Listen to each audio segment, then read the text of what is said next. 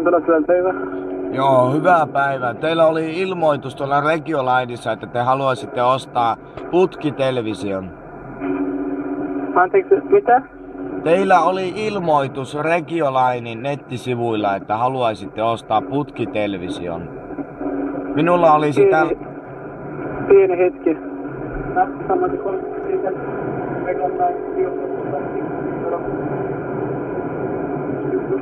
No, mutta anteeksi, meillä ei ole semmoinen ilmoitus.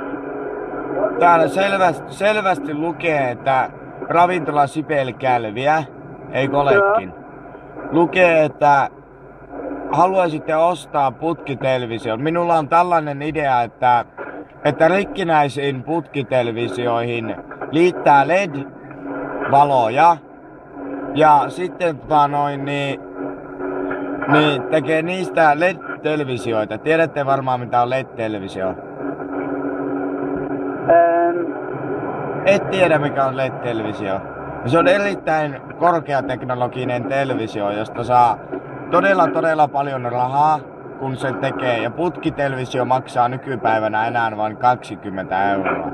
Ja sinä saat siitä 2000 euroa, kun sinä teet LED-television siitä putkitelevisiosta. Ja työ maksaa vain noin about-terallaan 30.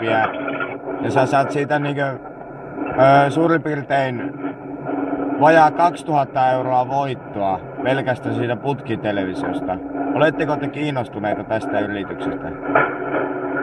Mutta meillä ei ole sama ilmoituksena ja en tiedä. No, anteeksi, sitten minä joudun kyllä haistattamaan teille pitkän vitun. Ja mä en ymmärrä, kiitos.